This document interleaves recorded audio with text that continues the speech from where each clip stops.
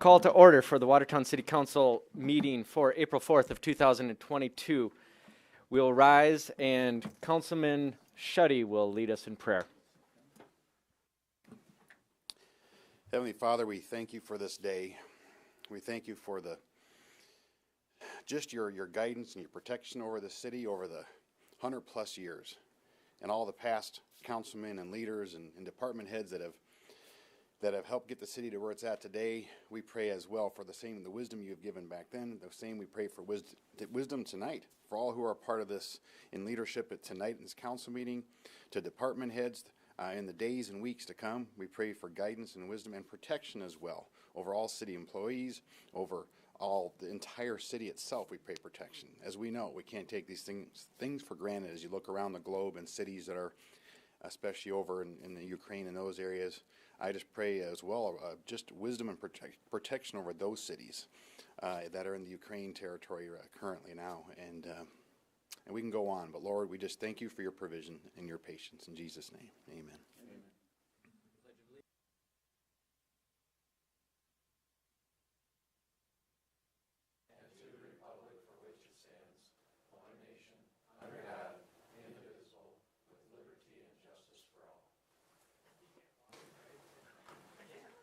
Finance Officer Bob Zine, please call the roll.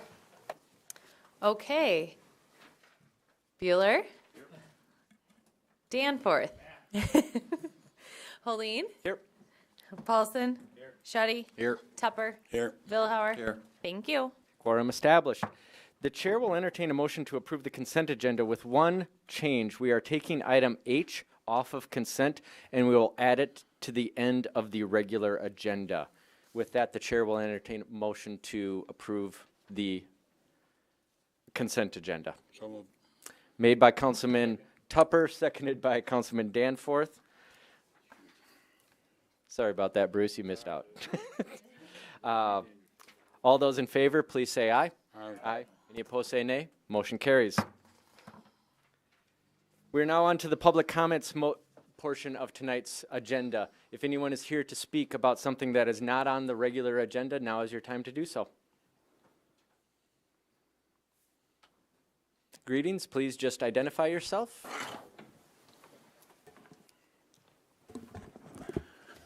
Council, Craig Cruz, Watertown firefighter lieutenant. I'm here today representing the local 1724 Watertown firefighters, and just kind of an informal announcement that this year we will be holding a Fire Ops 101 class, which will provide you a great opportunity. Not only city officials, county, but state officials, the media, and city dignitaries to gain a better understanding of the operational challenges inherent with firefighting. As I look in front of you guys, we do have some graduating members of previous Fire Ops 101 classes. We will invite you guys back as well. You know, the reason we do Fire Ops 101 is it gives you guys an understanding as you're making policy and giving you the ability to make informed decisions when it comes to firefighter staffing levels, equipment replacements, and the overall fire protection strategies that we put into place here. This year's Fire Ops 101s is going to be conducted September 10th, 2022. And it usually goes from about 8 to 1. We provide you a lunch, and we will provide you an opportunity to make a rescue in a smoke-filled room, experience a controlled rappel from our training tower, perform life-saving CPR skills on a mannequin, allow us to show you a full cardiac arrest scenario using the latest equipment and knowledge from our paramedics. You'll get to go hands-on with the jaws of life, cutting cars, making rescues in that aspect. And then to culminate everything, we will do a live burn in our tower. So you will have an opportunity in our burn tower to go in, feel the heat and the smoke, one-on-one with a firefighter with you, and we will put out a fire. So you don't have to participate in any or all of them. We would at least like you to come. We will put you in our gear. We will give you an opportunity to say yes or no. But like I said, we do have some graduating members. Councilman Danforth is here today. He survived. Mayor Helene is also a graduating member. Councilman Tupper, I believe, is a graduating member. So they have fire helmets. We've had an opportunity for everybody to come. The graduating prize is you take home a real live fire helmet that is yours to keep, provided by the local union. And we just want to be able to show you. We provide it in white because white establishes on the fire ground for us a leader, a visionary person, a person in charge. Thank you for the opportunity. Any questions? Otherwise, I'm good to go. Thank you. We can open it up for questions. I will note, I did survive the training. I'm pretty sure my mannequin would not have survived. So, Councilman Tupper? I just got, this is, we got to have a little fun every now and then. You did say CRP with mannequin? Did I? Yeah. Well, My old buddy, Man E. Quinn, so Manny Quinn. I would just like to point out for the record that Chief Rowland told me if I participated, my hat would be pink. Well, I also have a comment. You must have XXX medium gear because Randy did it. Well, I fit in a larger set of gear, so we'll have plenty of gear for everybody. You'll be seeing an email coming and a letter coming to your place with proper release forms and stuff like that. But please seriously consider it. We're not going to hurt you. Our guys have a deep passion for what we do. And this allows the firefighters an opportunity to just show you. We're not there to lecture you. We're not doing anything but to show you what we do. So when it comes down to those decisions, you can make them with the knowledge and knowing what you know from going through that Fire Ops 101. Thank you. I think for City Manager Mack, the more important thing is not the color of the helmet, but the color of the boots to match it. We'll work on that. Thank you. Thank you very much. So September 10th? September 10th from 8 to 1. And everybody up here will be seeing a letter from us along with some county officials, media. So look for it. Thank you. As long as the lunch ain't burnt in, so. Nope. All right. Thank you. The chair will now entertain a motion to approve tonight's agenda. Made by Councilman Vilhauer, seconded by Councilman Bueller. All those in favor, please say aye. Aye. Any opposed? Motion carries. On the regular agenda, item A is a second reading of ordinance number 22-09, amending the zoning map of the city of Watertown for Prairie Haven Edition. We'll go to Heath Von Eye, our Public Works Director, for more information on this. Thank you, Mayor. This is a second reading of this rezone. So we've got a subdivision out just on the west side of the airport properties. You can see on this vicinity map that I've shared to the team screen. Airport property located here along Golf Course Road, and west of there, there's an existing church out in this area, and of course Derby Downs subdivision to the north. This turquoise outline indicates what I'd call phase one of the Prairie Haven subdivision, and they're simply rezoning what was a placeholder zoning of ag land to be R1C, the compact single-family residential district. This is Bill Riefenberger is one of the representatives on this project, and Steve Thorson, I see, is here tonight as well, and we'll stand by for any questions. Thank you very much. We'll now open it up for a public hearing. Is there anyone here who would like to testify on this item? Seeing none, we'll close the public hearing and take a motion and a council action to approve this ordinance. Made by Councilman Danforth, seconded by Councilman Tupper. Any discussion on this, council? Councilman Vilhauer. Not on this particular, thank you, Mayor, not on this particular action, but I've had people ask, and maybe, I'm not sure if it's Steve or Heath, what is the projected timetable for the entire project? I mean, I realize it's going to be done in phases, but people are curious as to how long overall it's going to take. Mayor Thorson? If you have some idea, Steve. I do. Steve Thorson, and thank you for having us here tonight, or myself. This project is going to go in 8 phases. We expect it to actually last probably around that 15 to 18 years. The first phase, we're looking at doing this within anywhere from 2 to up to 3 years. There'll be 72 homes put in right away. We just got our bids package back today. We'll have to kind of show you and let you know how that's going. The TIF is of course in place that you guys put in. The funding for the TIF is all taken care of, so it's exciting to see what's happening out there. So yeah, it'll be 72 houses within the first 3 years. We're hoping to actually literally go in and look at a new TIF within 2 years, so we have some time. We kind of know the process, the hoops to jump through, and what we have to do for it. So we're very excited about it. Yeah. We might see the end result while we're still alive, Steve.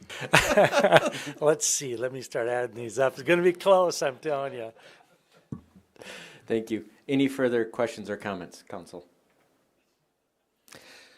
Seeing none, the motion is to approve the ordinance. All those in favor, please say aye. Aye. Any opposed, say nay. Motion carries. Item B is actually... Thank you very much. I want to thank you for that. And if I may, I was a graduate of your, the fire ops, and I'll never forget when Mike and Randy and Bruce and all of us were out there, and Bill Riefenberg was on the council at the time, and he used the jaws of life, to cut a car door or something. And I don't know if you all remember, but Bill was always missing a finger. He only had 4 fingers on his hand. So he comes walking back to us. He says, if anybody finds a finger out there, it's mine. I thought it was fine. Thank you, guys. Bye. All right. Item B is one topic, but 2 actions. So we will be taking it as one public hearing, but we will be doing it in 2 separate actions when the time comes, and I will ask for separate action from the council. But with that, item B is R&R First Edition Annexation and Zoning, basically. So we will go to our Public Works Director, Heath Von Eye, for more information. Yes, thank you, Mayor. We'll shift gears onto the other side of town now, more to the easterly side of town, right along Highway 212 is where the proposed R&R subdivision is located. So the south end of the bottom end of the screen here is Highway 212 running east and west, and you've got 43rd Street on the east side of the screen. This red and purple area is the Pheasant Ridge Industrial Park. So this parcel of land is what is proposed to have 3 actions here tonight. The first 2 are the annexation and the zoning, and then the one subsequent will be the plat. But this is a logical extension of the current city limits, so the annexation meets all the requirements that we would normally check off for annexing any land into the city limits. It's also being proposed to be zoned as I-1 light industrial, which you can also see as a logical extension of this lighter purple shaded parcels of land out here in the industrial park. With that, this did pass unanimously from the Planning Commission and recommendation to the council for approval. I see that Don Roby, one of the representatives of the owners, is here this evening, and he and I will stand by for any questions. Thank you very much. Chair will open a public hearing. Is there anyone here who would like to testify on this item? Any arguments pro or con? Hearing none, I'll close the public hearing. I will first take a motion to approve the resolution made by Councilman Tupper, seconded by Councilman Vilhauer, and then I will also take a motion for the second, for the ordinance number 22-08, establishing the zoning. Or should we just do the one first? Okay. Okay, we will do the one action, but I will grant leniency if you want to ask questions about either item here, either action. Council?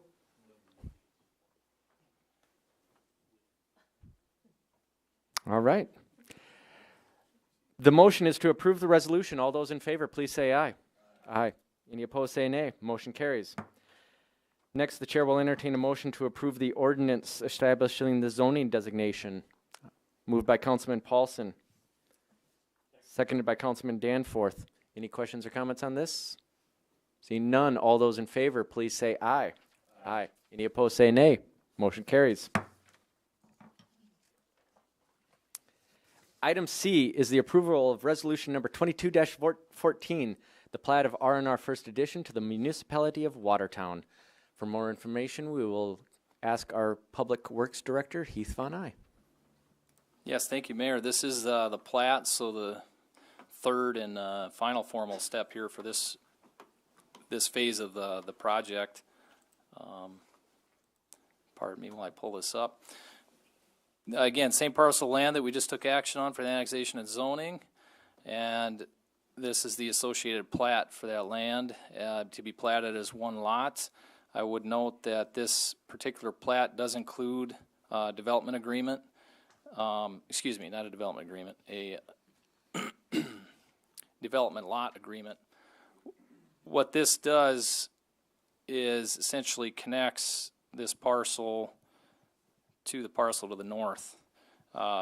These are being our joint ownership, and so because this parcel would otherwise be landlocked and not have access short of the DOT issuing or granting access onto Highway 212, it's otherwise landlocked, and so the city has the option to execute a development lot agreement with the petitioner, and that essentially ties it in with this lot for access and land development purposes so that we don't run into issues with this parcel being landlocked down the road. So everything's in order for this particular land to be platted as proposed. It did pass Planning Commission unanimously. Again, recommendation to the council for approval.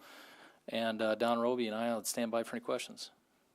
Thank you very much. There's no need for a public hearing unless Mr. Roby would like to speak, which I think he's probably sitting in the back with the baseball hat turned down. So, Chair will entertain a motion to approve the resolution. Made by Councilman Vilhauer, seconded by Councilman Tupper. Any questions or comments, Council? The motion is to approve the resolution. All those in favor, please say aye. Aye. Any opposed, say nay. Motion carries. Item D is a second reading of ordinance number 22-07, an ordinance amending Chapter 19 of the City of Watertown, making revisions related to taxi cabs and transportation network companies. We'll go to our city attorney, Matt Roby, for more information. Thank you, Mayor.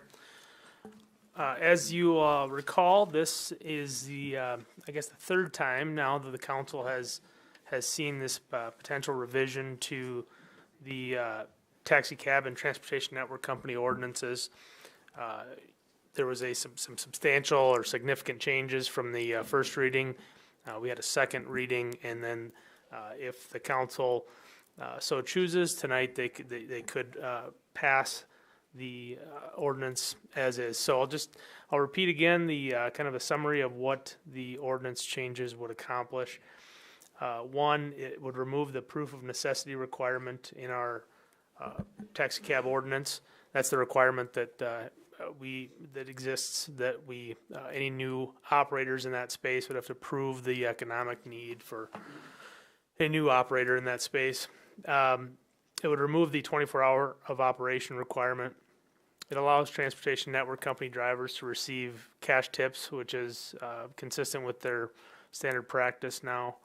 It provides for administrative approval of licenses by the finance office rather than the council.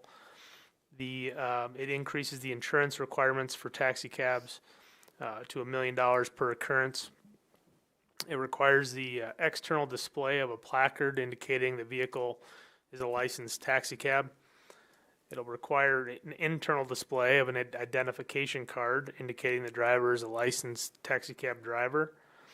It'll prohibit alcohol and drug use by drivers and passengers in taxi cabs, no zero tolerance policy, if you will. And finally, it clarifies which offenses that might appear on a background check that for a taxi cab driver that would be disqualifying. Again, that list of offenses is directly out of state law related to transportation network company drivers. I guess finally, as you recall, this kind of got brought to the forefront a few months ago as we were discussing a potentially new applicant. So that's kind of the impetus here, and I'll stand by for questions. Thank you very much. Chair will entertain a motion to approve this ordinance amendment. Made by Councilman Schutte and seconded by Councilman Danforth. Any discussion on this, Council? Councilman Danforth. Matt, I know I had sent you an email, and I appreciate you responding back, but just want to make one point here. And I understand when it comes to what constitutes a taxi at the 7 or less passengers, I believe it is. Aren't we going to have a gap between what the state requires for a license at 15 or more people and then us at 7 or less. So we're going to have a gap between 8 and 14 that if I wanted to, just for example, if I wanted to buy 14 passenger vans, I could operate within the city without a license, correct? Because I don't have to have a license from the state. City Attorney Roby? Thank you, Mayor. Yes, Councilman Danforth, under this proposal, you're correct. Essentially, if somebody had a 10 or 12 passenger vehicle that they wanted to operate as if it is a taxi cab service, this ordinance, the way it's proposed at the moment, would not capture or require that individual to become a licensed taxi cab service. Now, the flip side of that is they couldn't hold themselves out as a taxi cab service, so now there may be some benefit that could be gained from folks to make sure their vehicle fits the parameters of our ordinance. If you have a bigger vehicle, perhaps you should operate in a little bit different manner. But you're correct. Again, I think I mentioned in my email, there are, one of the mandates, I guess, that I took when I was drafting this was to try to simplify it.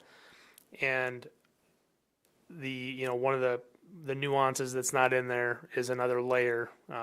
Perhaps motor buses for hire, for example, is what other communities would call that. Anything 8 to 15, they call those motor buses for hire. And so that would just be another layer we would add into our ordinance, which I'm happy to do if that's the council's wish. Any follow-up, Councilman? Well, I guess,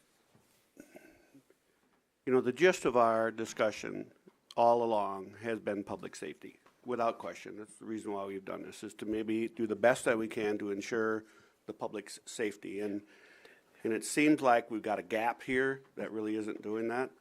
And I know, Matt, one of the things was to simplify it, because what about the bus that comes in the town type thing?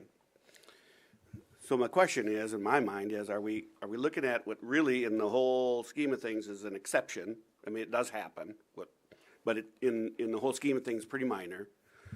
So are we creating this gap because of what happens on occasion versus what could be, if somebody wants to, they don't have to go through any of this just by driving vans. And now our whole issue of concern for public safety is out the window for that group. So if we need another layer, then we should add it, or we change what our definition of a taxi is to go up to the point at which the state requires it and say that's our taxi. It's from 1 to 14 or whatever that number is.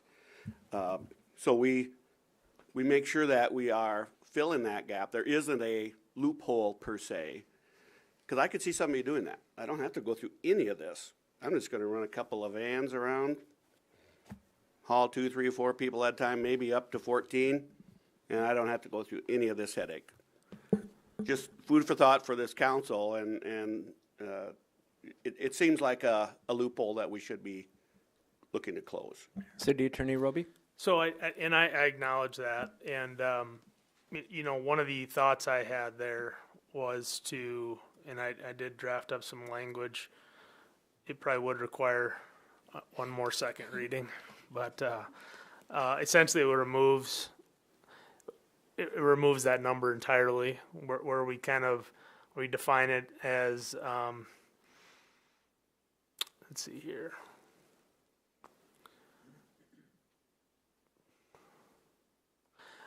Well, in summary, it would define it as a business that, because the concern was, okay, you got the folks that come from out of town, come into town, pick up once in a while. Do we want to have them licensed as taxis? Probably not. So the idea would be to further define that, if you're based in Watertown, you take calls in Watertown, you pick up people in Watertown on a regular basis, that regular basis language, that's when you'd fall into that taxi cab license category. So if you'd like, I can craft some language that just captures that type of activity versus, the guy that comes from Sioux Falls with a limo once a year to pick people up for a wedding, and not have them technically need to be licensed as a taxi. I'd be happy to put that on the next agenda if that's the consensus of the council. Councilman Paulson was next. Councilman? Thank you, Mayor. Although I get where Councilman Danforth is coming from, to me, I think 7 is a reasonable number to define a taxi cab, and I think you're getting into a lot bigger things. If someone's really going to go through the hassle of getting a car from 8 to 12 or 14 people, whatever it is, then I don't know. I personally think that we're defining a taxi cab as 7 or less, which is reasonable for a van, a standard van, and to me, that's what a taxi cab is. If they want to start getting into buses and stuff, yes, I understand the safety concept, and that's why we're here, but we don't need, I mean, I think reasonable, you did a great job on this ordinance. I think that this does a lot better job of defining everything that we kind of went through just a few months ago with the most recent application. So I guess I like it as it's written today. Councilman Bueller? Thank you, Mayor. I'm just going to throw this out there. Would we want to consider a minimum number of days that a taxi cab has to operate? In other words, say you've got to operate this many days in a year to kind of, so they couldn't circumvent that with another. So you don't have somebody that's going to go get a van and do what we're talking about. Just a consideration that might be a way to close that loophole. City Attorney Roby, it's up to you if you want to comment on that. Yeah, I guess I'll have to consider that. You mean so we wouldn't it would prevent us from capturing those vehicles that come from out of town once in a while? Yeah, I can give that some thought. Councilman Tupper? To Bruce's point, Councilman Bueller's point, I don't totally disagree with it, but then we're still not capturing that 7 and above. Where there are some people that are running services right now. A lot of times they may be running that service for their own patrons to get them home at night, and we don't want to, deter that. I mean, that's a great deal, but also a lot of times those are for hire, where they take a wedding party or a bachelor party or whatever around, and they are charging people to do that. A lot of times you'll be alcoholic beverages brought upon that bus, or, well, yeah, I guess they're mostly buses, and most of them are above that threshold of 14 or above. We don't have nothing in our ordinance to cover to make sure that those people are commercial drivers, that vehicle's been inspected, to my knowledge. Correct me if I'm wrong, Assistant Chief, do you know of anything? And I'm not trying to tell them they shouldn't be doing that, because like I say, I think it's a great service, but I think that could be covered in a separate ordinance. We have a simple taxi ordinance. This is what we've applied. But I think we do need to address it with a separate ordinance, and we could call it as for hire or whatever, for 7 and above, so. Any comments on that, City Attorney? Otherwise, we have other questions coming, so. Okay. I'll reserve. Well, I guess one piece of that, my proposed definition that I could bring back, I did add an exception, this does not apply to vehicles operated in conjunction with a non-taxi cab business. For example, a courtesy motor bus operated for customers of a bar or hotel. So it's kind of this whole world of vehicles that operate on a for-hire basis in some capacity is pretty large, and so to narrow it down to get exactly what we're trying to capture requires a lot of commas.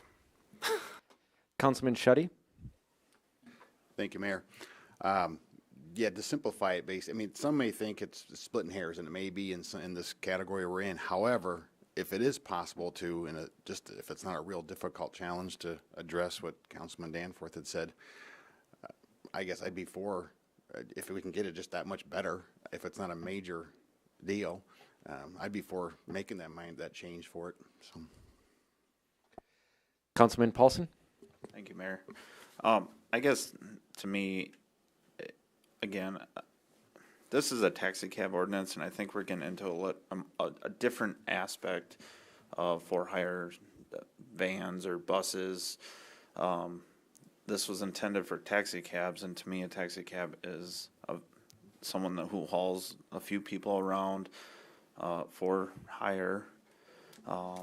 And I think buses are a totally different thing. It's not a taxi cab. I think it's a service that they want to drink and party and do things like that. And really, I'm for less government control, especially on something like this, that someone's trying to run a business, although I do get the aspect of safety. If you're running a business, you're not going to make people unsafe. Otherwise, you're not going to be in business very long. So, to me, again, I don't know why we're going down a rabbit hole that could never end if we continue to go down for hired vehicles as a whole. Councilman Vilhauer? Thank you, Mayor. To some extent, I agree largely with what Councilman Paulson just said. We've put our city attorney through the ringer on this one. So I guess I'm not totally discounting the question that Councilman Danforth is posing, but my question of our city attorney is, which is easier, passing this as is, then bringing forward a separate piece or separate ordinance that covers that gap in there, or put this off another couple of weeks and try to add it to it? Which is easiest for you, Matt? City Attorney Roby? Frankly, one more second reading is going to be the quickest. So if we don't pass this tonight, make a couple of tweaks and have another second reading, that can get us there quicker than passing this as is, going back through a first and second reading. Yeah. Follow up, Councilman? Yeah, I'll defer to your, I don't disagree with what you're saying, Matt, but I think like Colin said, that we can look at all sorts of contingencies, and it's a rabbit hole that, like you said, that let's get this resolved finally, and if we may make that tweak with another second reading, fine, let's do so, but let's call it good then. Councilman Tupper? And now thinking about it a little bit more, that might be the easiest way to do it, because if you think about it, any vehicle that's 14 and above has to fall under the Department of Transport, DOT regulations. They have to be a commercial driver. They have to, the vehicles have to be commercially plated. They have to be inspected. So that might be the simplest way, is just add that to build it up to 14 or whatever. So. Any further questions or comments from the council? Hearing none, the chair will defer action on this until the next council meeting.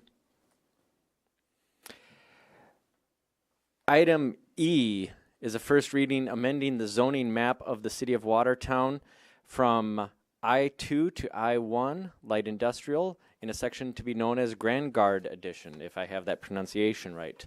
And we will ask our Public Works Director, Heath Von Eye, for more information. Absolutely, Mayor. We'll put a map up for display here. So again, first reading of this rezone that's being proposed. This is on just off the east side of Lake Pelican. We have the rail spur here on the south or the bottom side of this diagram, just for some context on where we're at. Over here you'll see the south bypass curving around. So we're off the southwest corner of that. This hatched area is what's being proposed to be rezoned from I-2 to I-1.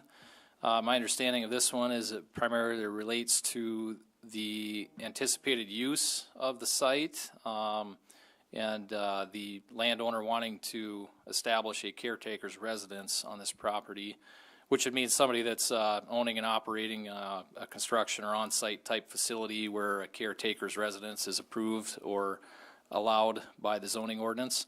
That's currently not allowed in the I-2 zoning district, but it is allowed in the I-1 zoning district.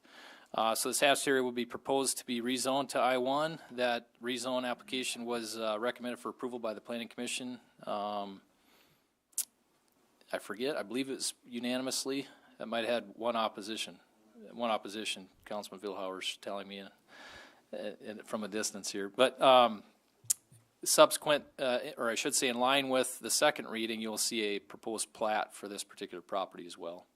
So it's clearly platted as a separate parcel under the new zoning district if it were to pass. Thank you, Director Von Eye. This is a first reading, so just discussion. Is there any from the council? Councilman Vilhauer. Thank you, Mayor. Heath, I have a question.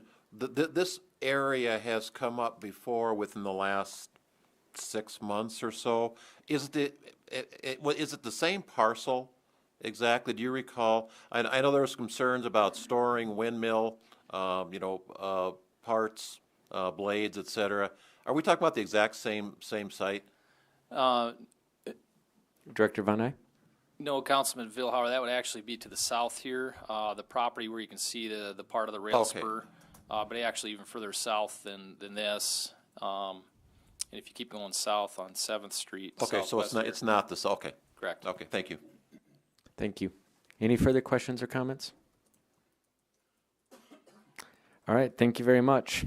Item F is a first reading of an ordinance amending the zoning map of the city of Watertown from C3 Highway Commercial District to PUD Planned Unit Development for Montgomery's, known as the Sinclair First Edition. Director Von Eye, would you please illuminate us? Absolutely, Mayor. Apologize, my fingers aren't keeping up with the conversation. Here is the map of this area proposed to be rezoned. You see Highway 212 running across the middle of the map here. This is Montgomery's Furniture, and this is their parcel that they own, the Sinclair family. And they're proposing to rezone this outlined area from C3 to a PUD, a planned unit development. They have development plans and aspirations to continue to develop some of the parking lot portions of this land.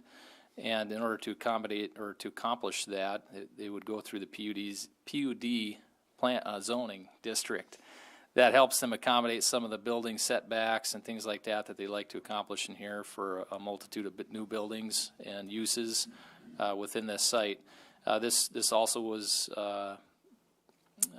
presented to the Planning Commission and recommended unanimously for approval as a PUD zoning district.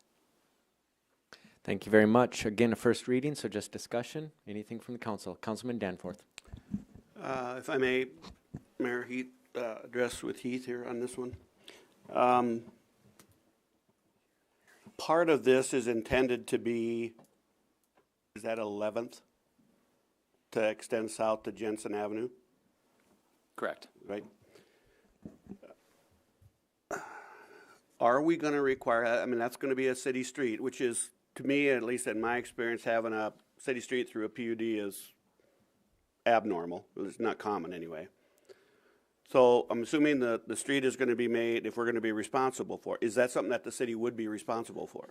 Its maintenance? Director?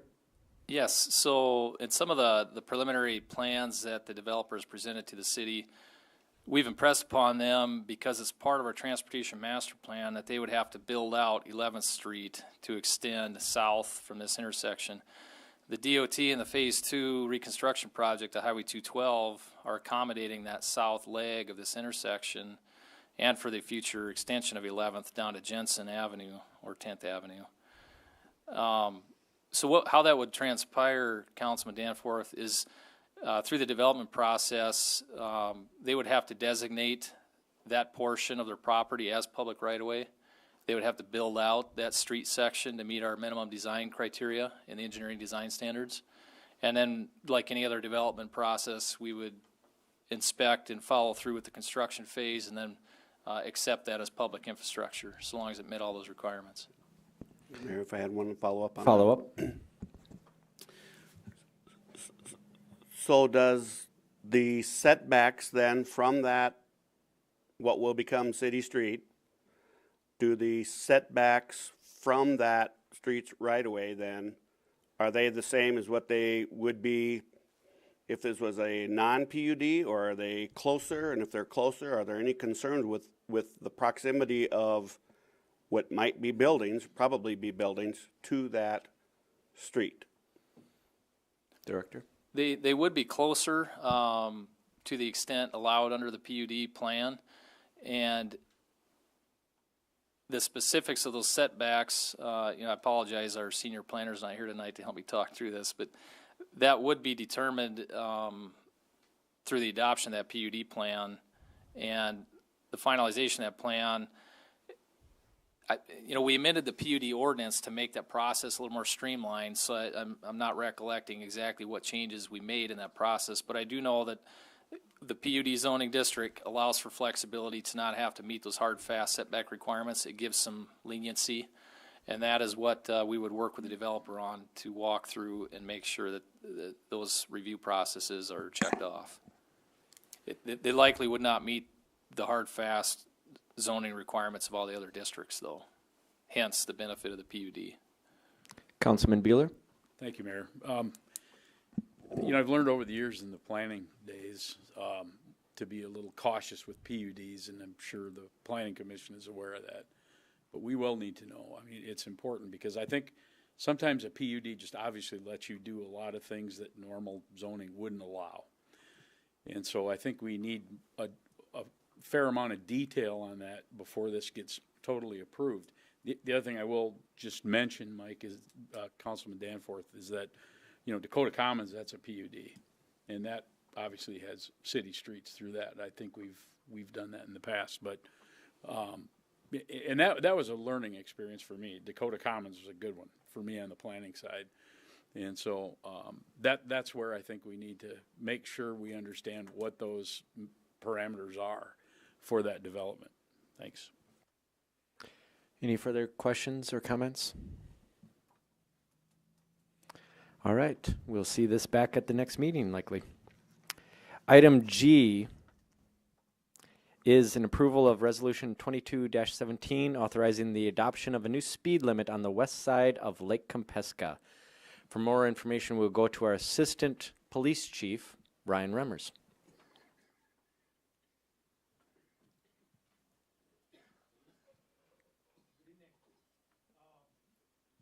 Basically, for the last 4 or 5 years, the police department, have been asked to take a look at traffic flow in and around the lake. That's part of that includes crashes and speeding complaints and issues of speeding.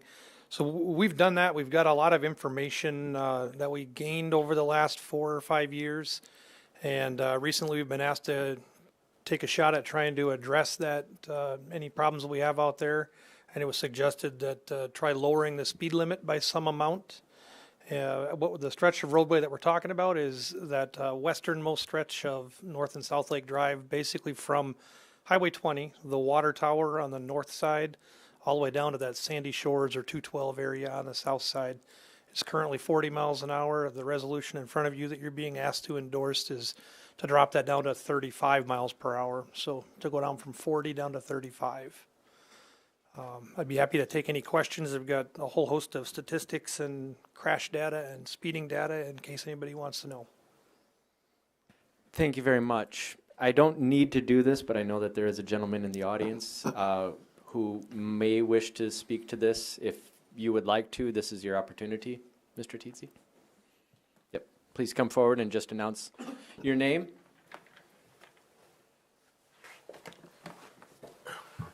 Thank you, Mayor. My name is Grant Tietze. I live at 736 North Lake Drive, and I would be here to support the reduction of the speed limit by 5 miles an hour to 35. Thank you very much. Since I opened it to one, I have to open it to all. Anyone else would like to speak on this?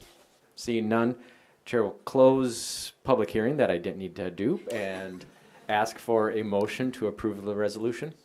Moved by Councilman Vilhauer, seconded by Councilman Tupper. For more questions or comments, Councilman Bueller was first in line. No, I noticed that the map just magically appeared, and that was going to be my next question. Could we please pull that up so the public, the watching public, can see where that stretch is? You might want to just point that out with, thank you, whatever that is. So, Mayor, if I may. Yes, Since I'm driving here, I didn't want to leave Assistant Chief Remmers hanging there. But essentially what's being proposed, that of course the street superintendent, city engineering office, and the police department have all worked closely on here. Anytime we're modifying speed limits in the community, we have a traffic safety committee of those 3 team members that get together. This change would essentially be from Highway 20 up here on the north and run the extent of this little shade of blue here and all the way down through this yellow all the way down to Highway 212, and would be proposed to shift from 40 miles an hour down to 35 miles an hour. With that, I know it's been questioned, and we've also talked to the county. There's a little stretch here on the south side of the lake that's currently 45 that the county has jurisdiction over. We've talked to the county highway superintendent, and they are completely in favor of reducing that to 35 as well. That would, of course, have to go through their channels for the formal approvals, but at a staff level, they didn't see any issue or concerns with that. Thank you very much, Director. Councilman Tupper. I got a question for Assistant Chief Rivers. To your knowledge, and the only reason I'm asking this, I've had some phone calls with opposition to this more than I have supporting it, which I expected. But to your knowledge, is there any other city street in a residential area of Watertown that has more than a 35-mile-an-hour speed limit? Not that I can think of. In a residential area. Because that's what basically a lake is. Not that I can think of off the top of my head, but I can't swear to that. There might be something I'm not thinking of. Nothing that I can think of. So, I mean, to defend this action is why would we allow it there? Because it is a residential area. And I can't think of any area in Watertown that's more than 35. I would tend to agree with that. I can't think of one either. Councilman Paulson. Thank you, Mayor. I guess I'll start by saying I don't necessarily disagree fully with reducing it, but I have also talked to 7 people out there, and of all 7 have been in opposition of it. All live on this section of road, but also from a traffic engineering standpoint, which I've seen this data for years in my career, and now even thanks to the police department sharing their data with us, everything falls in line with the data that a design engineer looks at this for a speed zone that falls within the 85th percentile and all the data that they've shared. There have been some accidents over several years on North Lake Drive, but to me, a lot of those can be attributed to either winter conditions or overdriving conditions, which most of them were cited for either speeding or overdriving conditions or DUIs. So to me, speaking with the 7 individuals that I did speak with and relying on the data that I've reviewed in my career, I don't support reducing this at this time. Councilman Villauer. Thank you, Mayor. First of all, I want to thank the police department for taking another dive at this. We looked at it a few years ago and left it as is. And I'll take the blame or credit, whichever way you want to look at it, for bringing this forth again. To me, it just boils down to strictly a safety issue. I'm not saying that people speed out there, and I think maybe the traffic studies that have been done, you referenced the 85 percentile, probably bear that out. So I'm not saying that people are speeding out there. I'm just saying that 40 miles an hour is just too fast out there. When you take a look at, and interestingly, I've had 3 individuals reach out to me. I thought maybe me being the lightning rod here, I'd get all sorts of comments. I've had 3 individuals that have reached out to me expressing opposition to it. I've had, oh boy, probably 10, 15 people expressing support.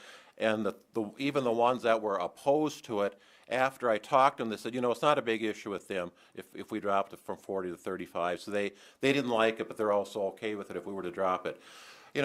I've driven that stretch so many times in the recent past, and I did it again yesterday afternoon. You look at some areas out there where the bike path, there's not a separate bike path. The bike path is right there on the side of the road, and that I think as the bike path gets finished off on the west side, we're going to see more of that. If I'm not mistaken, that's the plans. There's going to be more of that bike path right there on the side of the road. We're going to be opening a campground out there probably this summer sometime, adding more traffic to it. That it just boils down to strictly a safety issue. I had one of the residents that lived out there. They've lost in the last 9 years they've lost 2 cats and a dog on that stretch out there. From, they had their pets wander out and, were run over and killed. Suppose that's somebody's child out there. I know the argument is that there hasn't been an accident out there solely because of the speed in, I had one resident say 30 years just the other day. Well, to me, if I can avoid one accident going forward the next 30 years by dropping this, to me it's been worthwhile.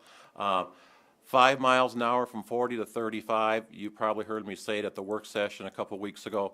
You drive that, and if you have to drive that entire stretch, that's being proposed to change. It makes a minute, just a few seconds over a minute difference in time. To me, that is not worth quibbling over. That for the sake of a little bit extra safety out there, I'm a strong proponent of dropping that strictly from a safety standpoint. I've got more points here that I could go through, but you get my point that I feel pretty passionate about this, that make it a little bit safer out there. And it's not an enforcement. I know one of the comments that I saw was that, well, gee, why doesn't the police department just enforce it more out there? No, enforcing the speed limit out there is not the answer either. We have to take personal responsibility for the speed that we travel out there, and we can't expect our police department to be doing that job for us. So I am obviously very strongly in favor of dropping it from the 40 to 35, and I'll take the blame for it if people don't like it, as they force to slow down a few miles an hour. Thank you. Any further questions or comments? Councilman Bueller. Thank you, Mayor. Assistant Chief, just a quick question for you. Sure thing. What would you say is typically the average speed that you're going to have somebody travel at if it's 40 miles an hour? Well, everybody goes, typically, Yeah. I should say everybody, but most people tend to go over. I have that actually.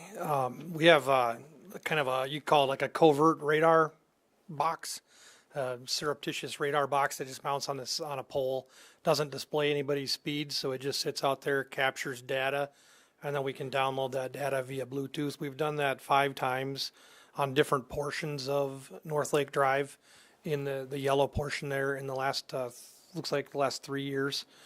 And the 85th percentile, I mean, it's typically 40 is one of the studies we did. The lowest we had was 37. The highest we had was 42. And I'm talking about the 85th percentile. So not necessarily the average, but the 85th percentile is anywhere from 37 to 42. In theory, it looks like people are basically following the speed law for the most part. So in theory, if you lowered it to 35, you would take all those 85th percentiles and drop those down about 5 miles per hour. In theory, I don't know for sure what would really pan out, but. Councilman Schutte. Thank you, Mayor. And thank you for your work on that, Assistant Chief. Being a resident of South Lake Drive for about 13 years, in years past, raising a small family, it's 25 miles per hour on the south side. Now, granted, those lots are shallower there versus the north side we're talking about. But just living there for those number of years and raising a family, and there was no bike trail back then, but still, even as we're saying here, the bike trail on some stretches are connected to the road. 35 is just, is wise in my opinion. It's a lake route. We're talking about lake travel in the summertime, and just for safety, to me, it just makes perfect sense being a resident out there for 13 years. Thank you. Any further questions or comments? Seeing none, the motion is to approve the resolution. All those in favor of dropping the speed limit down to 35, please say aye. Aye. Any opposed, say nay. Nay. Motion carries. Item H. You don't have to do a roll call. Who was it? Paulson and Helene? I mean, Just, yeah. okay. I voted no.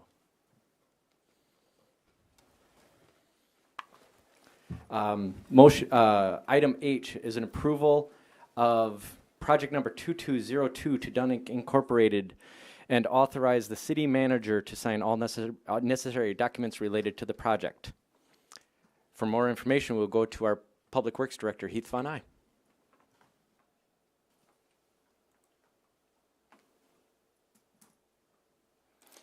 Thank you, Mayor. Sorry, way behind here. I was caught up on speed limits here.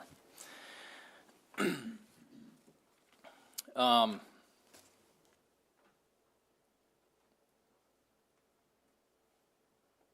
apologize. Are we on item K? Sorry, we are on item H. Oh, yes. All right, mill and overlay. So we do have a bid award proposed here. Staff's reviewed this, and just over $1 million. We're recommending award to Dunick Incorporated for the mill and overlay work for pavement management project item A for this year's construction season. If the council could recall, we had earmarked $2 million for mill and overlay. So you might ask, what are we doing with the extra $900,000? Our response to that would be that we've had a couple of overruns. The 3rd Avenue project is about a $500,000 overrun. So we're trying to hold back enough money to cover those expenses, all within that 212 CIP. And then the other $400,000, we've got room to potentially add more locations into either the mill and overlay or the large patch project.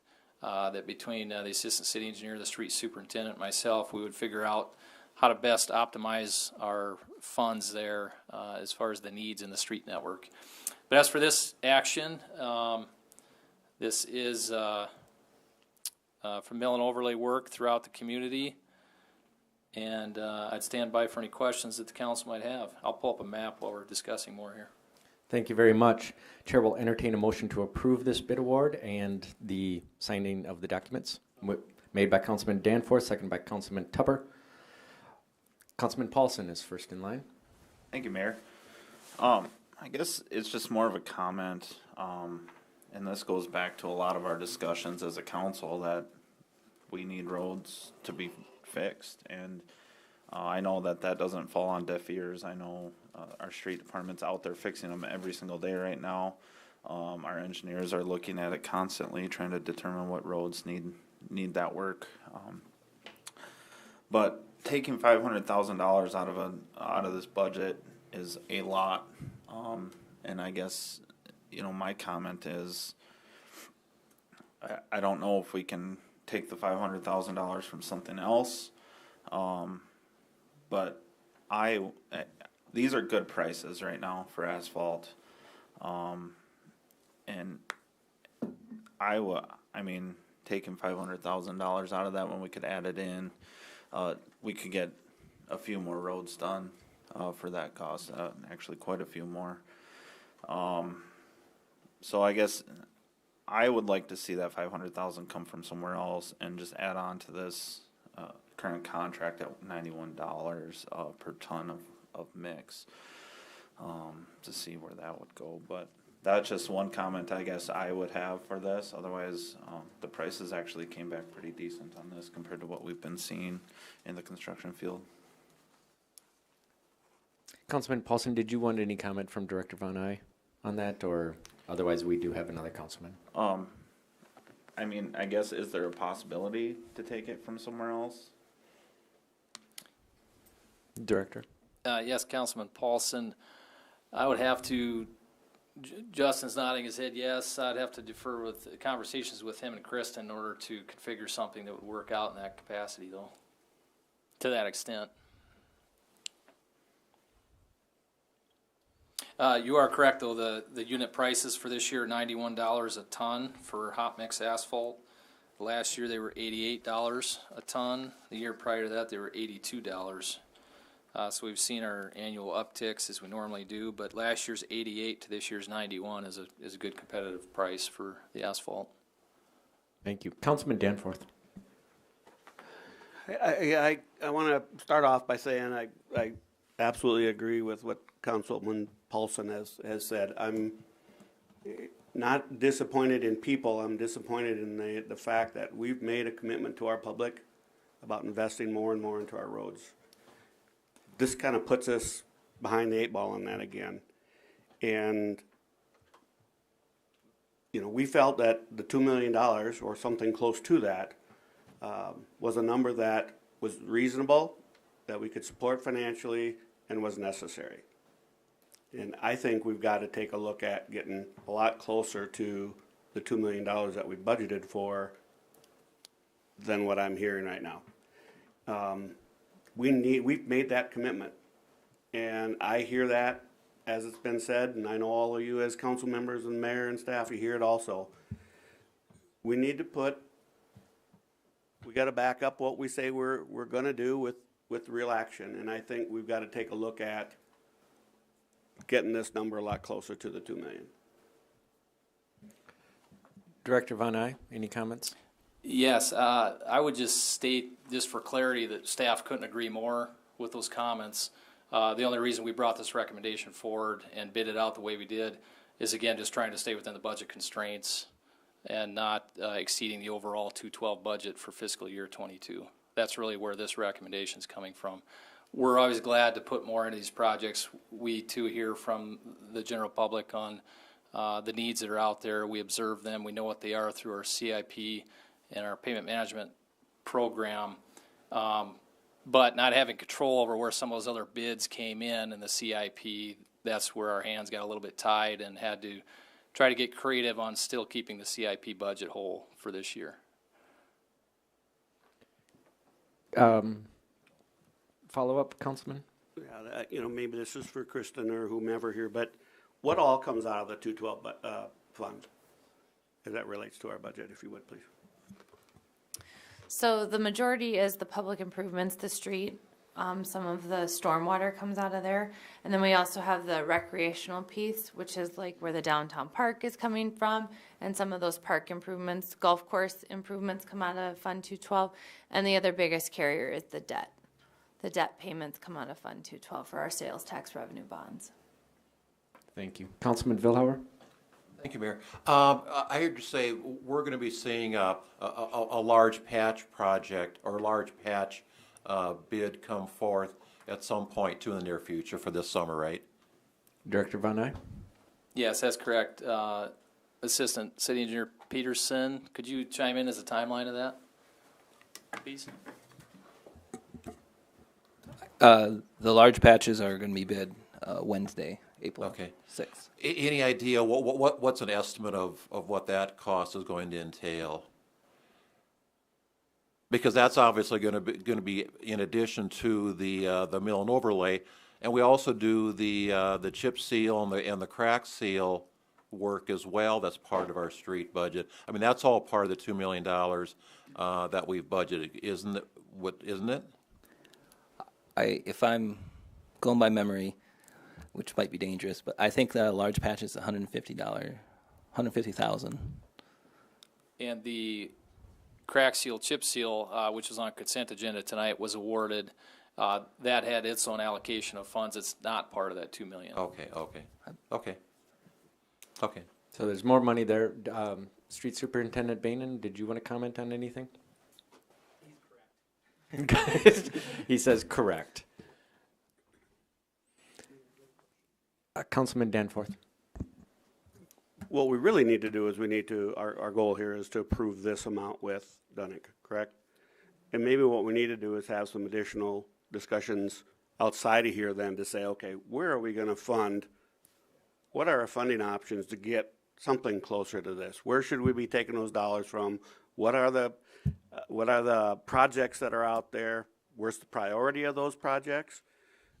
I mean, I can hear it now, and I don't blame them. We're going to take away from our streets that we promised them on, and then we're going to put money into what some people view as non-value added type things, and as some of the items that Kristen had mentioned. And I think we need to have discussion outside of this meeting in regards to where and if we are able to fund that differently. Director Von Eye? To that point, Councilman Danforth, I would add, just for informational purposes, we do have a couple other projects, at least one in particular that's coming to mind. Fifth Avenue that was anticipated to be reconstructed this year. The plans are not quite complete yet for that to go out to bid. But that is another pool of money, but I can tell you too that street is in dire need of repair too. So to put that off and not bid that so that we could fund additional mill and overlay, it's kind of one of those, prioritization decisions like you're talking to. Exactly. Councilman Bueller. Thank you. Just a couple things. First off, Kristen, could you, for our viewing public, could you just say what the 212 fund is?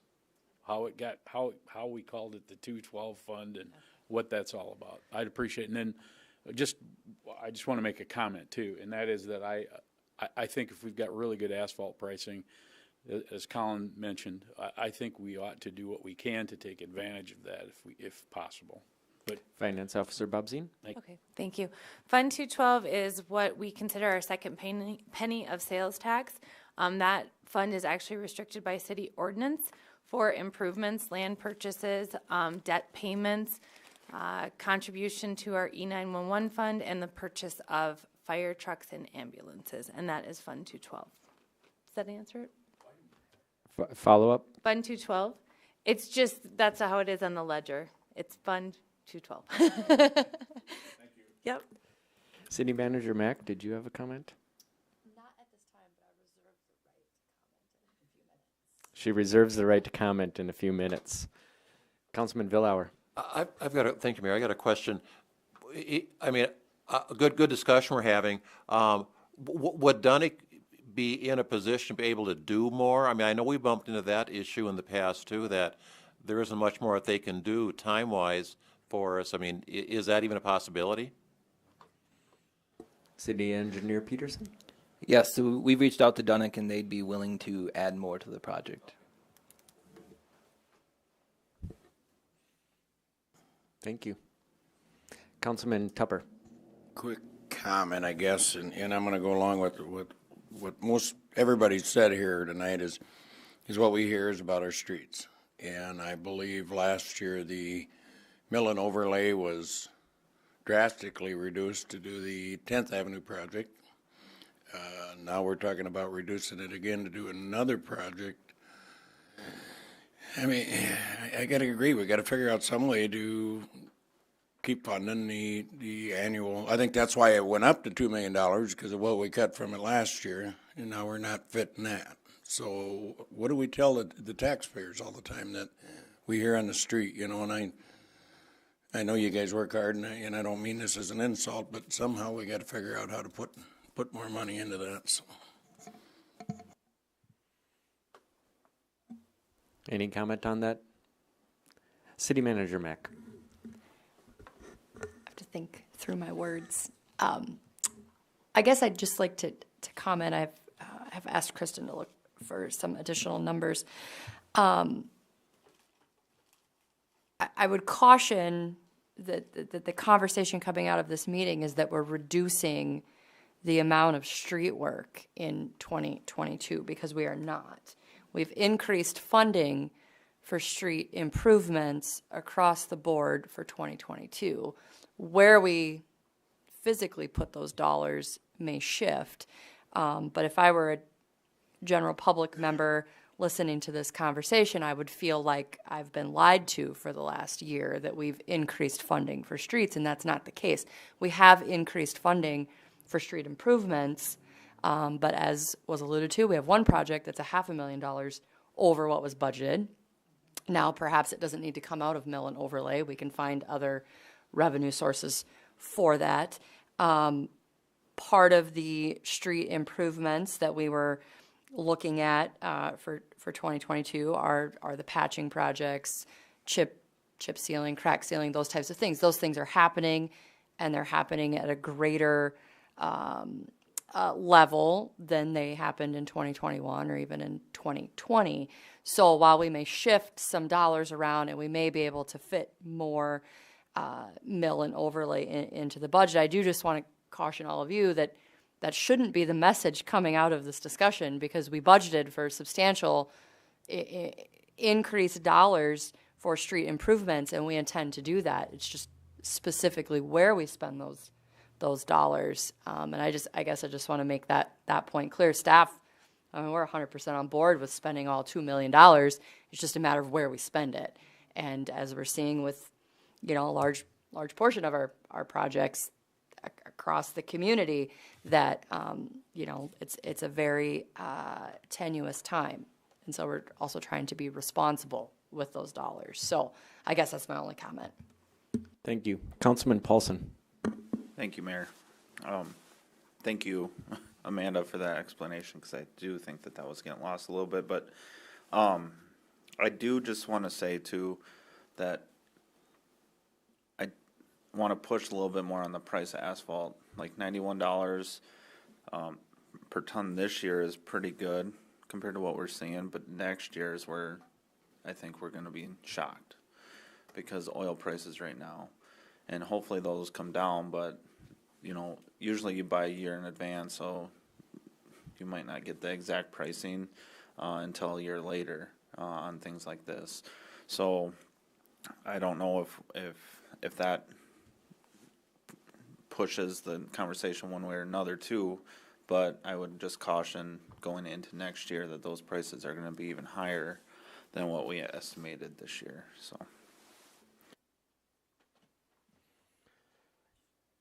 City Manager Mack. I have a process question for the smart table. If council approves this agreement tonight, and we go through and prioritize the other projects, the overages, find other sources to pay for that, can we just do an amendment to this contract to add more, or do we need to? We can just do an amendment. Correct. We would issue a change order for the increased quantities based on the unit bid prices established in this bid award. Thank you. Any further questions or comments? Hearing none, the motion is to approve the bid award and the authorization of signatures. All those in favor, please say aye. Aye. Any opposed, say nay. Motion carries. Item I is an approval of a professional services agreement for services associated with the design and bidding of a new street facility with JLG Architects, and authorizing the city manager to sign all documents. We'll go to our city or public works director, Heath Von Eye. Thank you, Mayor. This is a professional services contract that we spoke in some regards to in the work session here this evening. So there's some good context taken out of that meeting to carry into this action item here tonight. We'd entered into a preliminary design contract with JLG Architects for the new street facility here a few months back. That very preliminary contract was only for up to $15,000 to help with the siting, the landing of the new facility, and putting some layouts together, some conceptual layouts on those different land options on where this could be housed. We've now since progressed through that process and have, of course, gone through the purchase and procurement process for the land for the new street facility. With that, we're looking to get JLG locked in a design contract to get us all the way up through design and bidding. And that's what this contract before the council here tonight would be for. There would be a future construction admin contract that would be presented at a later date after we get through the design and bidding. But the total combined services would be based on an approximate 7.25% of the proposed construction budget. As we learned in the previous meeting, that proposed construction budget is currently sitting at roughly $6.8 million, and this contract amount tonight for just under $400,000 is in line with those projected costs of an overall fee for the architect. So with all that, staff recommends approval, and we'd get moving forward with the consultant as soon as we can and as soon as their schedule allows in order to get into the design of the street facility. Thank you. The chair will entertain a motion to approve item I. Made by Councilman Tupper, seconded by Councilman Bueller. Open it up for questions and comments from the council. Councilman Tupper. I just got one quick question on the 394. Does that include the 15 that we've already paid him? Or the 15 would be up and above? That would be in addition to. Okay, thank you. Councilman Danforth. Oh, this might be a dumb question. Are they going to be designing to what we're defining as our need, or are they going to be designing to the $6.8 million? Because they may be different. Yes, Councilman. So, yeah, does that make sense? It does. If somebody says design it to 6.8, I'm going to get it to 6.8. If somebody says let's work to determine what our needs are and design something to our needs, and then let's see where that comes in, maybe it comes in at 6. So that's pretty well what we went through in that preliminary phase, and that we talked through to some degree in the work session. That footprint of a building is really what we as staff, again, the street superintendent Rob Bannon, assistant city engineer Peterson, and myself have walked through with the consultant to say, yeah, this will get us by. This is what we need, and that's how we then based this 6.8 construction estimate, and subsequently based this design contract fee. Councilman Bueller? Thank you, Mayor. Just back to what I discussed earlier about the county. I'm not sure how that all works. If the county comes in on this, if the county decides they want for us to expand that facility to accommodate their vehicles for cold storage, how does that work then? Do we have to estimate the additional cost, and then that 7.25 just applies to that? I'm assuming that's how that would go.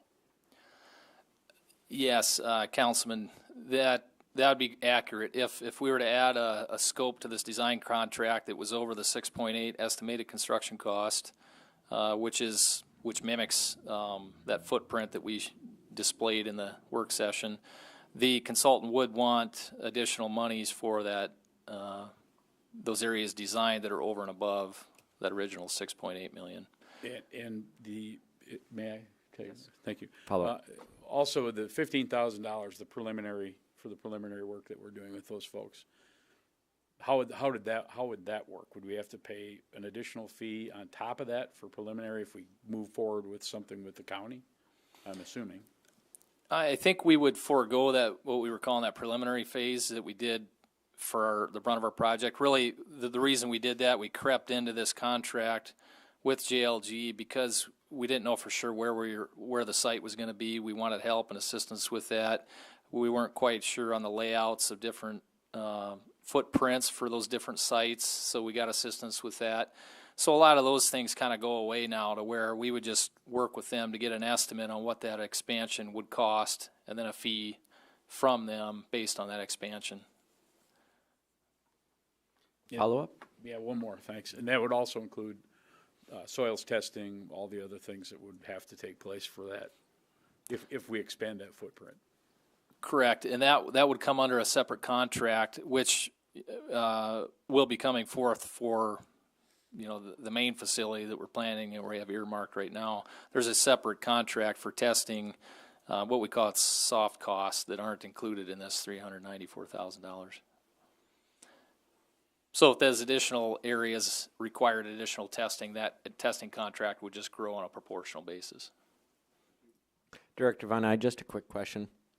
So you say those soft costs aren't included in this, but they are included in the overall budget for the street department facility. Correct. Thank Correct. you. Councilman Schutte. Thank you, Mayor. The funding these two projects, the City Hall and the Street Department, are off that $10 million roughly dollars remaining on the bond. And as City Manager Mack had mentioned, it's a pretty tenuous time right now.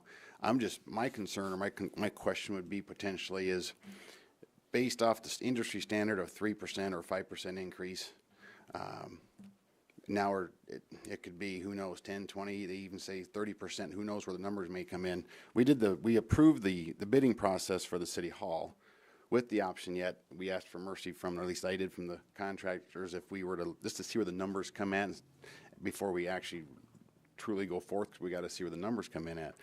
What if they come in at a 30% increase based off where everything's at this day, and you put those two projects together? If we're talking an increase like that of $10 million, that's a $3 million increase.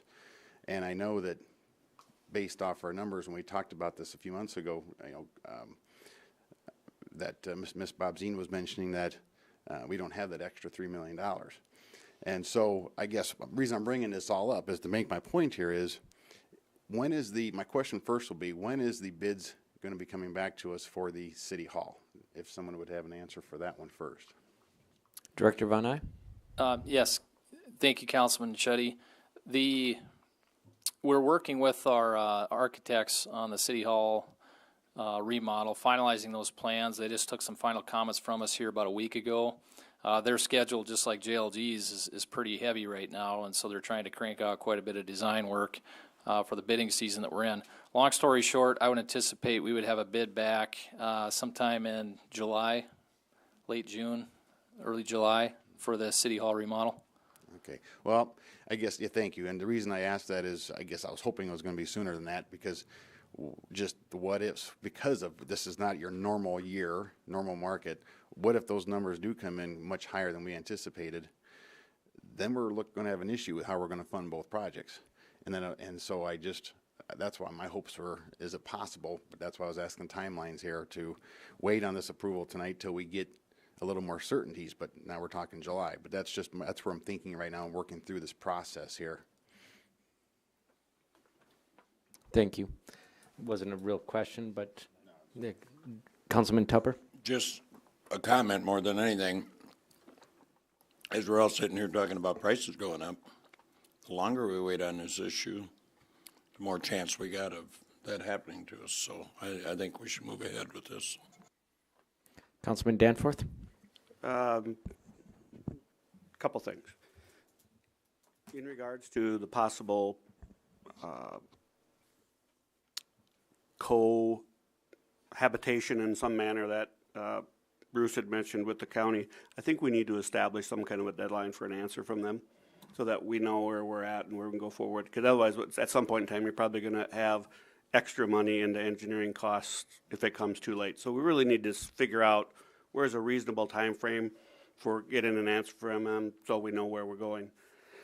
In regards to Mr. Shuddy's concerns, I've had long concerns in regards to all of the activities that we have on these major projects and where they're ultimately going to come in.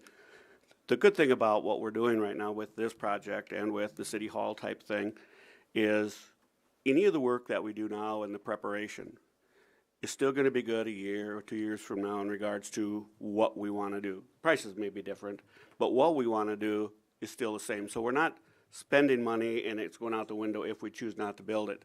When we do get quotes in, our bids in for City Hall, I believe this project here would probably be bid, well, it might be ready late this fall as far as being ready, but probably early for next spring is what I understood as far as that type of thing.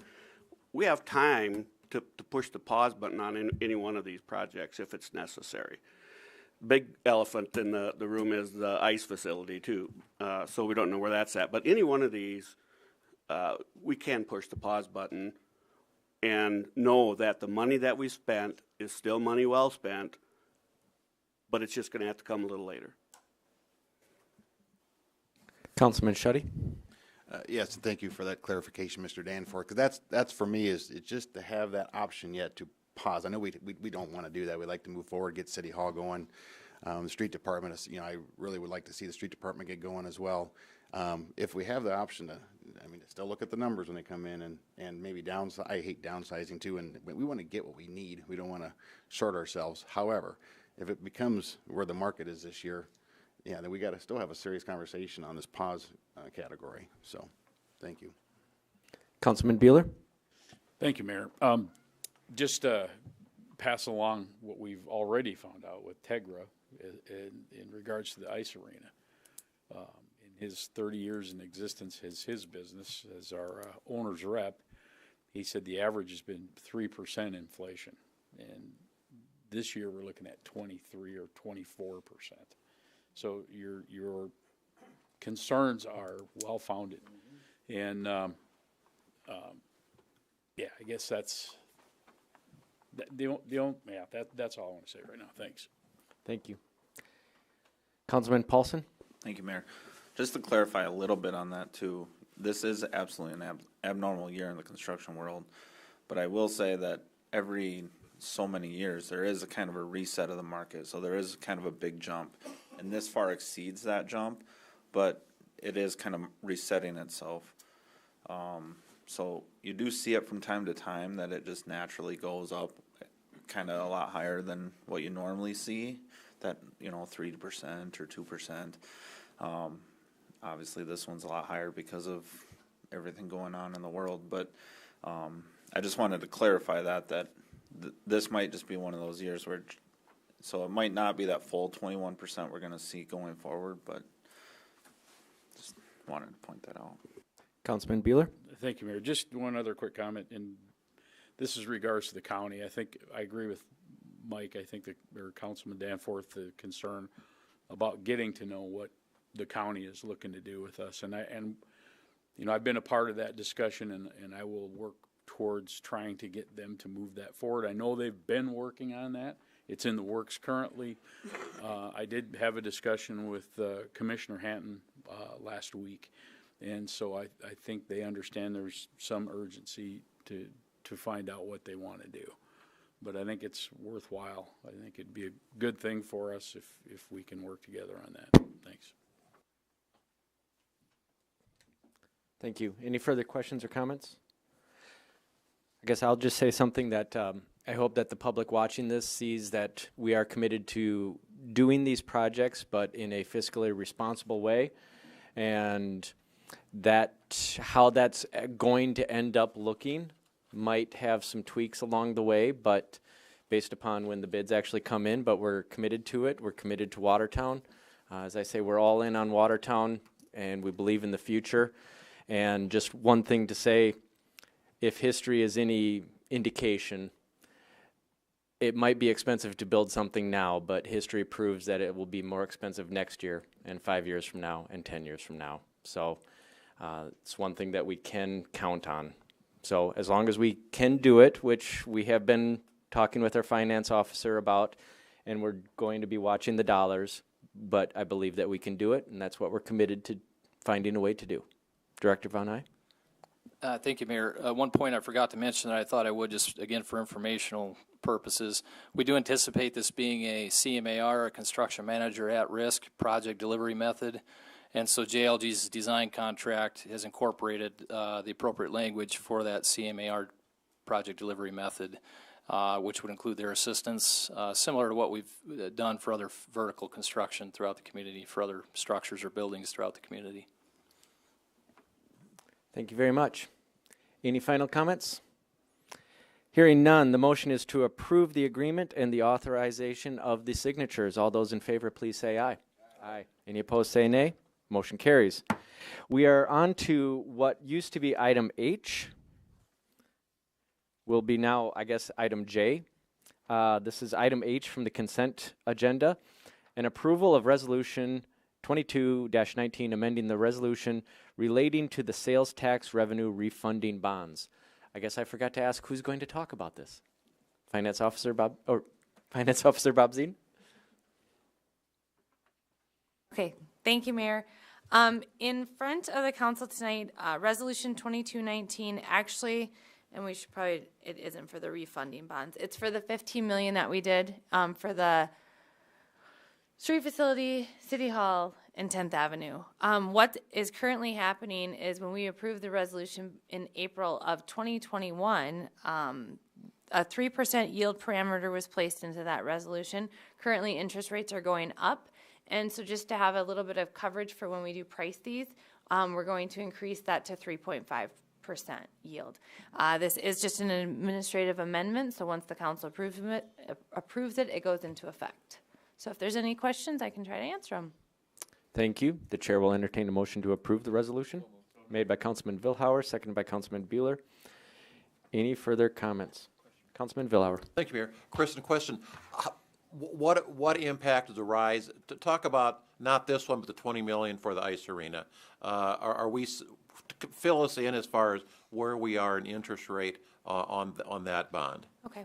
So the $20 million has been issued and closed. All that is done, $20 million has been received. We ended up with, I think, an average coupon of right around the 2.9 to 3% on that one. So that one is locked in. Interest is done. Everything's been sold.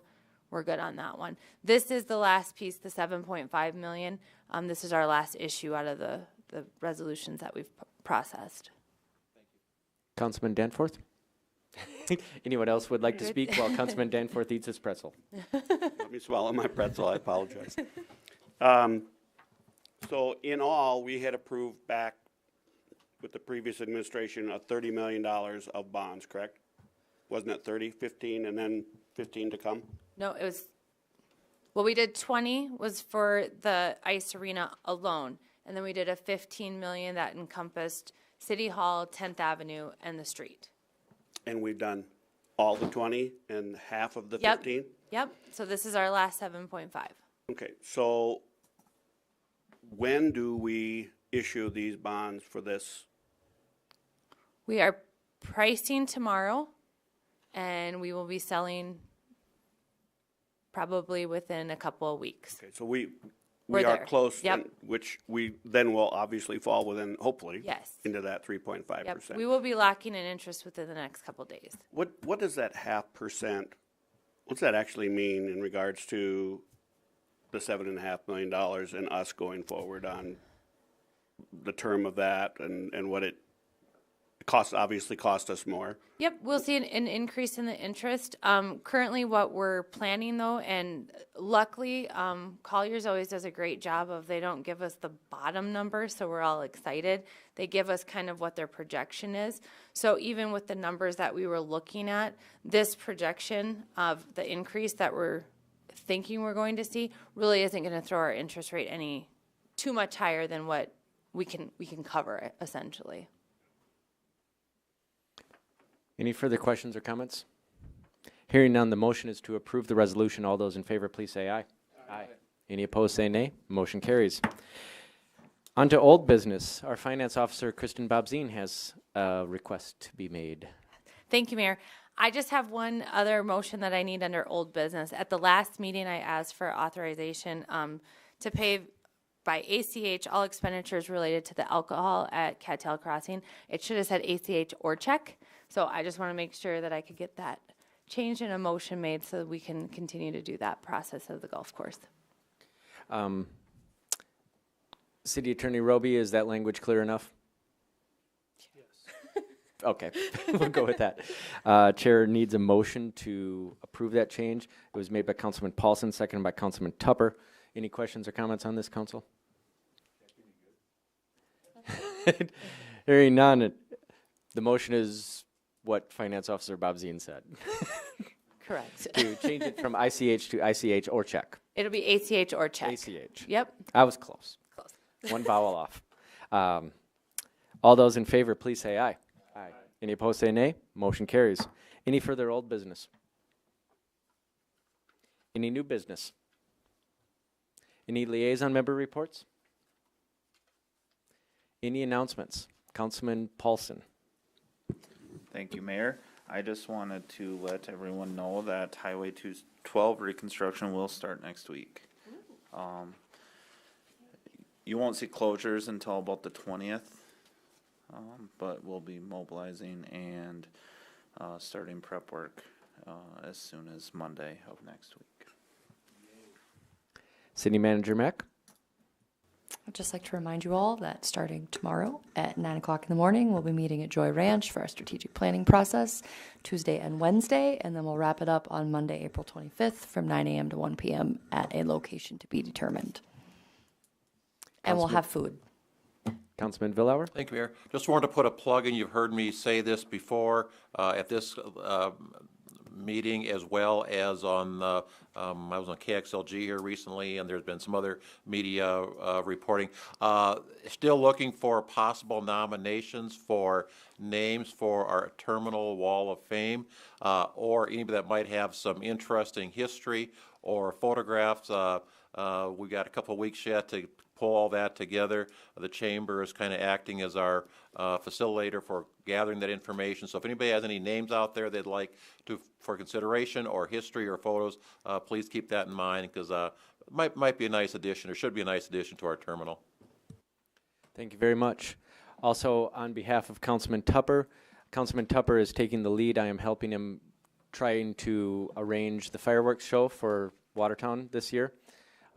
Still lots to be determined and lots of money to raise, so please, anybody who wants to donate, contact Councilman Tupper or myself, and always looking for people to help. It is moving forward. It is going to be very nice. So any further announcements?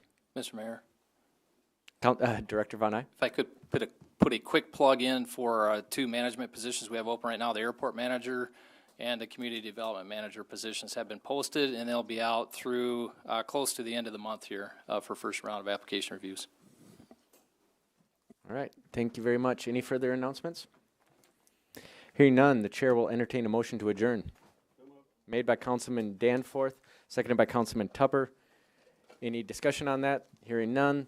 All those in favor to adjourn, please say aye. Aye. Any opposed, say nay. Motion carries. Good night and God bless you, Watertown.